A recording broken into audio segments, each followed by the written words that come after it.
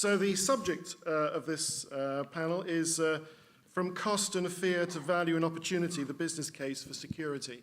So both of the speakers so far have been talking about we need to move away from security being a project fear, not sell it so much on fear, but sell it more on the value that it provides to businesses, to change the dialogue, basically, in the marketplace.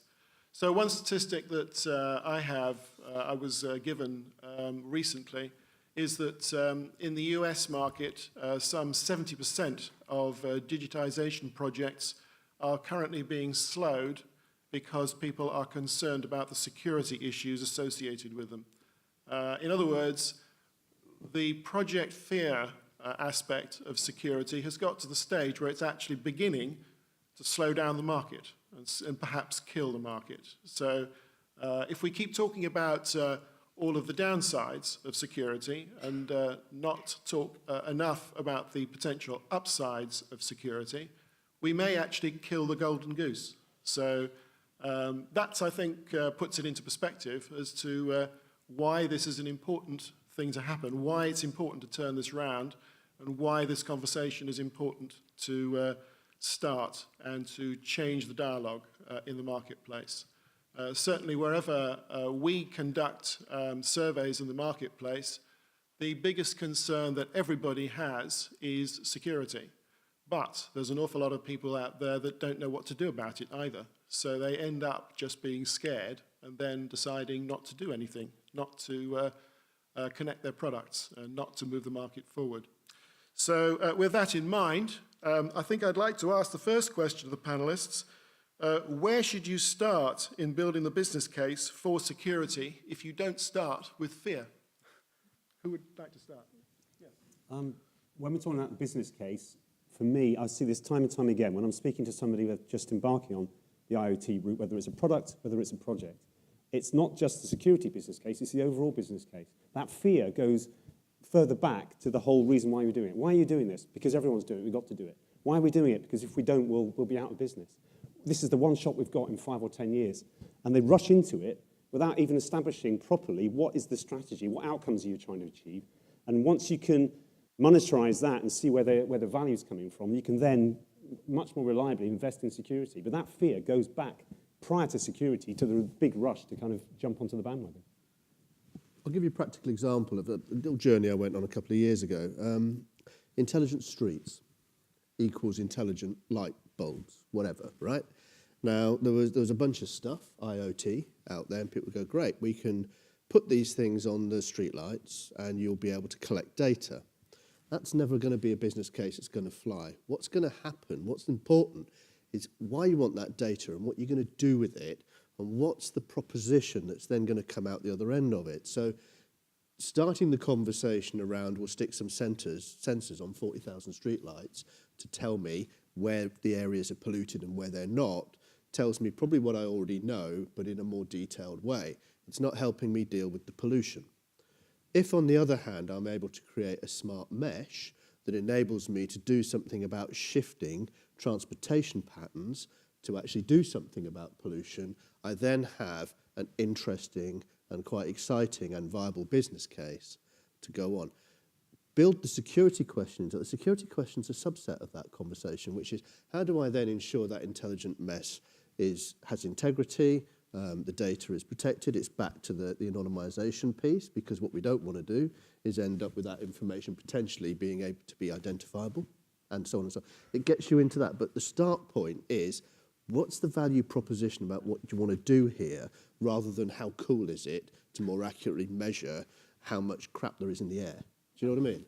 I'd say 80% of the projects I'm working on are still at some stage of that. There's a great idea here somewhere, let's do it, rather than here's the full strategy, outcomes, what are you specifically trying to achieve, then look at the use case, then look at the technology, not here's a bit of technology, where can we use it and sell it. I'd certainly suggest there's some differences in sort of the market dynamics and environments in which it's being utilised. So you look at consumer, and I think my personal view at the moment is that it's going to be a race to the bottom until there's a regulatory intervention.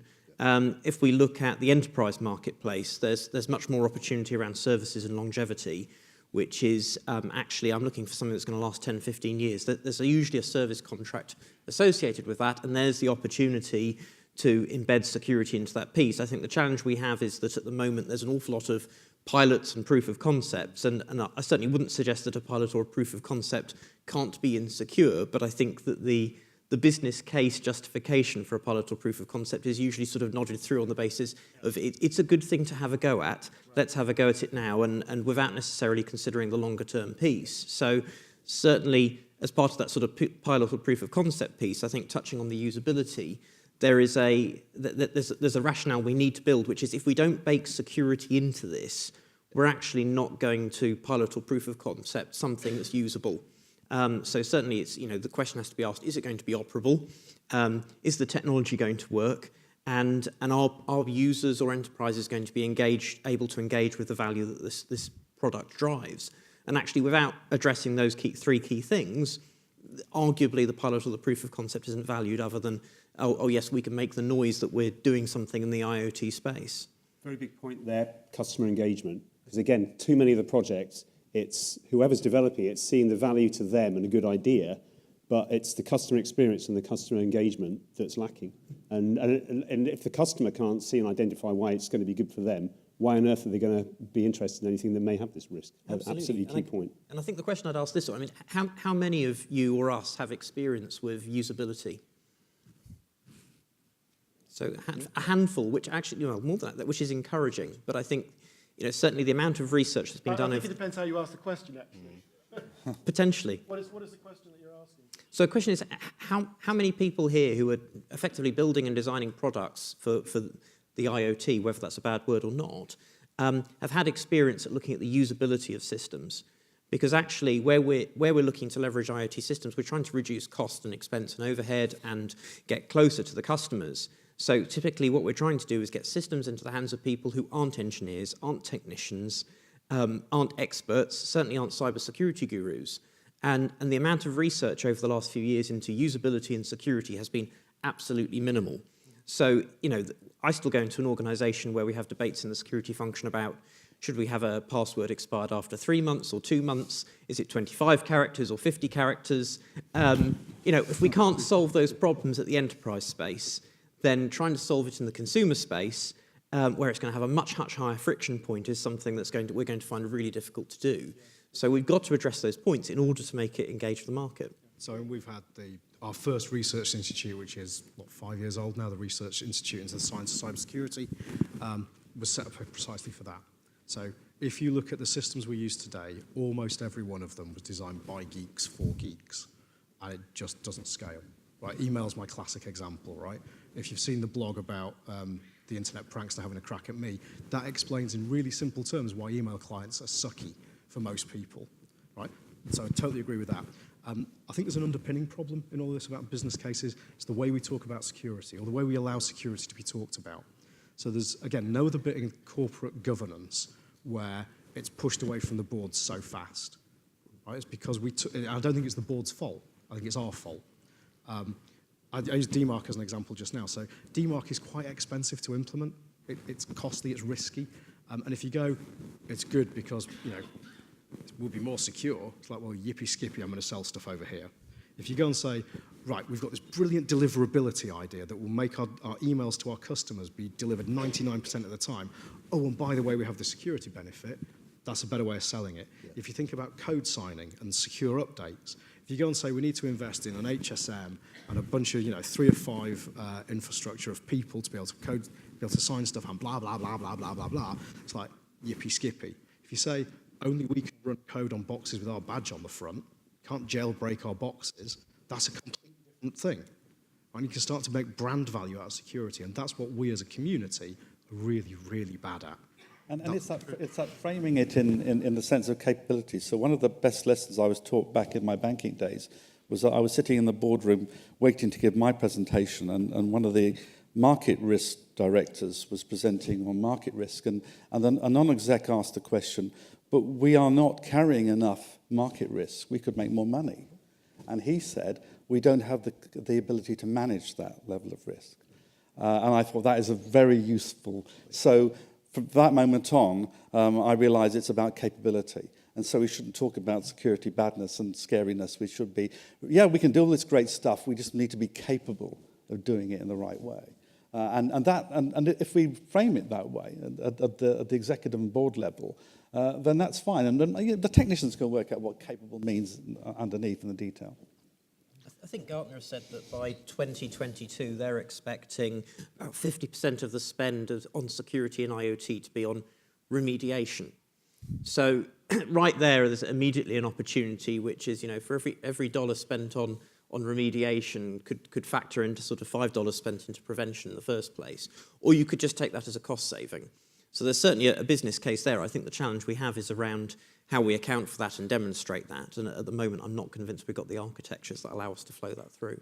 We could move on. And so another question of several is cheapest always best for security? So the issue we've got, I think, is that quite a lot of products say they're secure, but might not be secure. But they cost less than one that might be more secure. So the labeling idea that Ian was talking about is a really super idea, I think. Does that work just in the consumer environment, or does it work also in the business environment? So I think, and is cost a big issue, or should it not be? So for me, this isn't about cost as an isolated thing. It's about that incentive model. So does everybody know about the Mirai botnet? Yeah, so this was a bunch of IP cameras that were connected to the internet that were fundamentally insecure and were suborned by a third party in order to generate traffic to take DIN down. And you look at the incentive models in all of that. So they were made in China by a Chinese manufacturer. Yippee.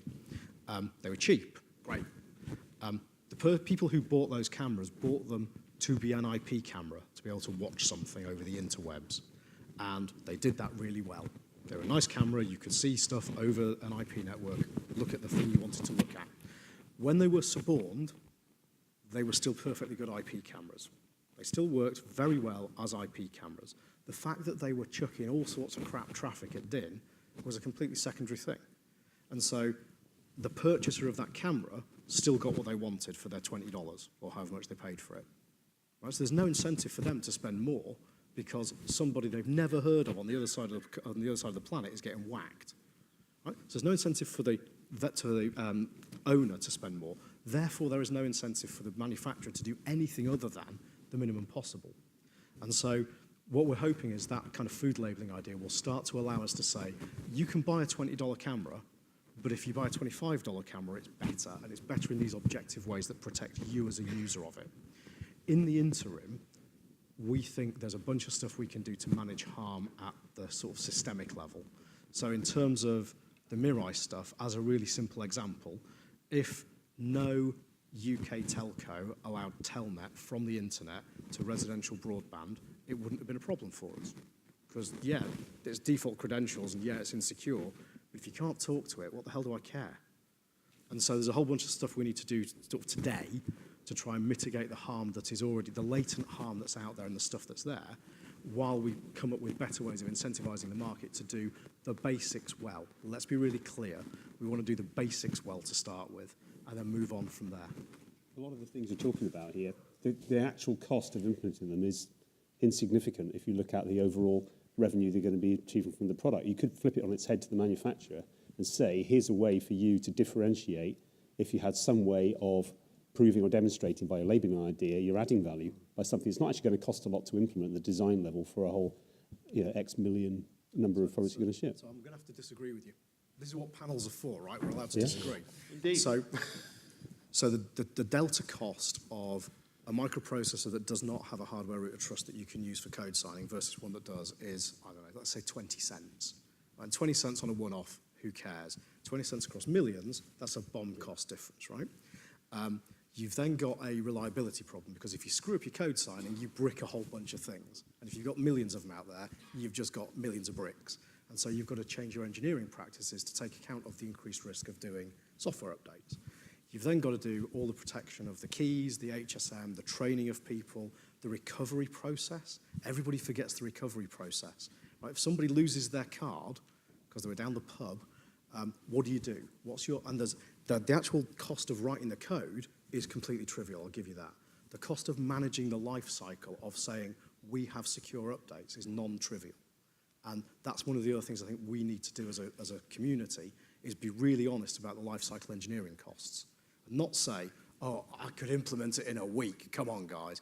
Yeah, of course you could, but then there's this massive tail behind it. Let's be honest about the overall cost and make the business case around the overall cost, not the sticker cost. But there's a scale here, depending on what kind of products you're talking about and their warranty periods and expectations, this kind of thing as well. If you're talking about security systems, then absolutely, and part of the problem, I know, has been the prevalence of products on the market where there has been zero thought about it whatsoever. But then if you're looking at the companies that are actually taking these products and implementing them, they're having to deal with a lot of the things you're talking about anyway.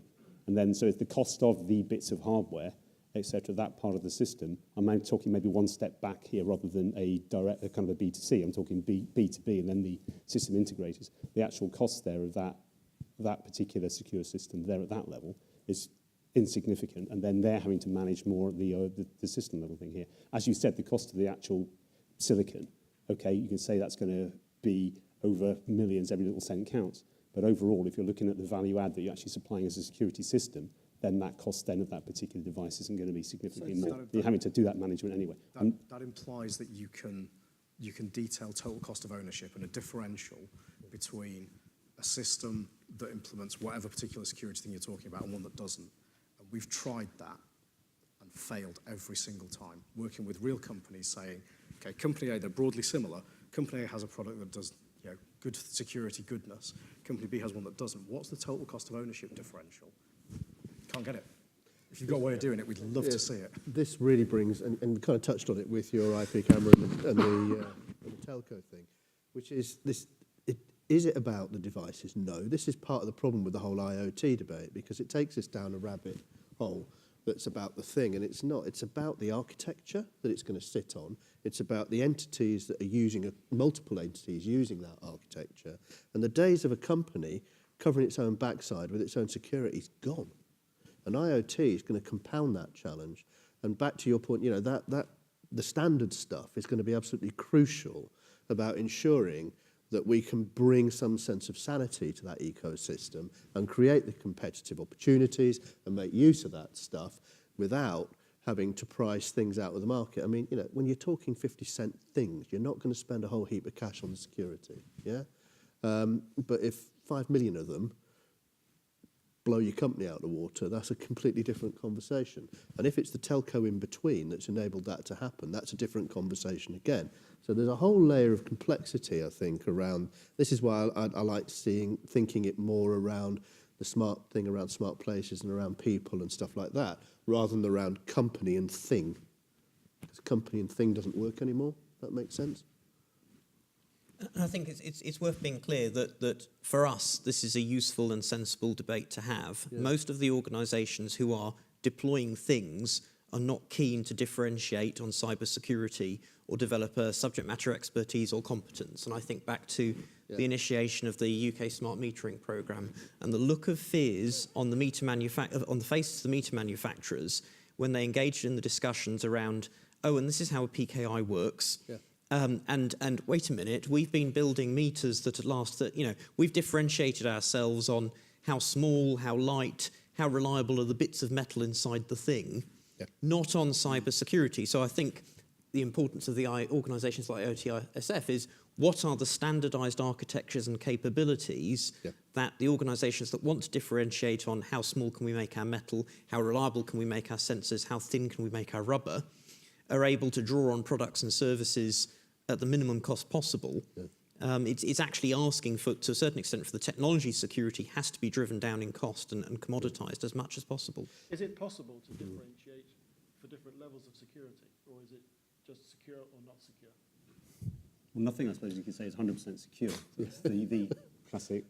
So I think one of the things that we'd really like to get from my ongoing involvement, hopefully with ITSF, is looking at risk-based strategy and how you define what level of risk mitigation is appropriate for a particular use case and environment. I think that's absolutely critical to coming up with an acceptable, pragmatic solution. As you say, what's okay for domestic products in the house isn't going to be the same thing as it's going to be in a commercial or an infrastructure environment. So I think that having that agreed strategy for a risk-based approach to this will be critical, I think, for making it a success. I think Joe's point, just picking up on Joe's point, I think the point about do we expect widget manufacturers to be awesome widget manufacturers and cybersecurity ninjas, or do we expect them to be awesome widget manufacturers who can choose a great framework to work within?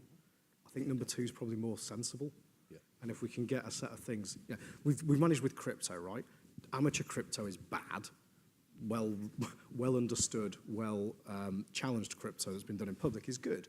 And so everybody now uses standardized crypto. Can we get to the same with IoT architecture? That was kind of the point I was trying to make with the transparency thing.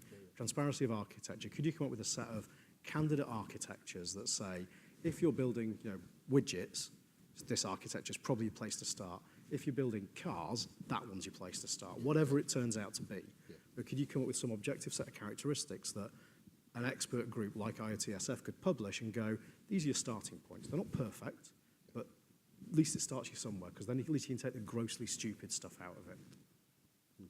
I could ask the obvious question now, can you add value with security? Or is it always just a question of either you've got security or you haven't got security? Can you actually add value in different ways and differentiate through that?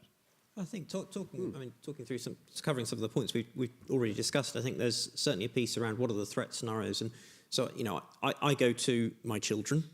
My children's smartphones are, for me as a parent, incredibly difficult to break into. They are very, very robust.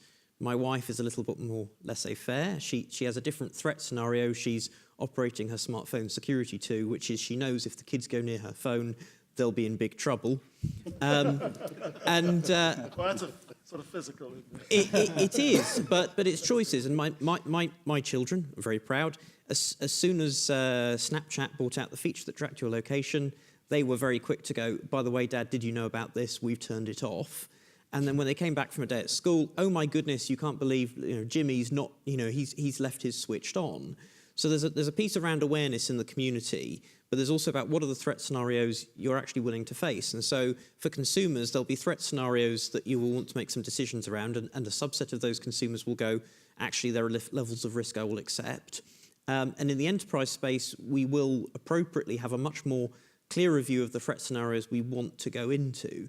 Now, I think that there's then a particular challenge around how do you manage those who make bad decisions around themselves. And I think that's the challenge that regulators and governments and society have been trying to deal with for centuries.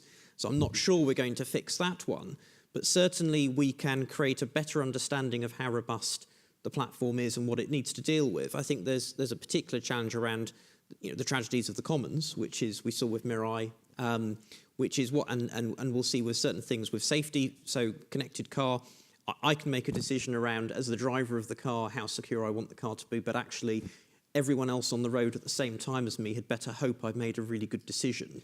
That's, I think, probably where we'll need a regulatory intervention. Yes, okay. All right. Any other points on adding value?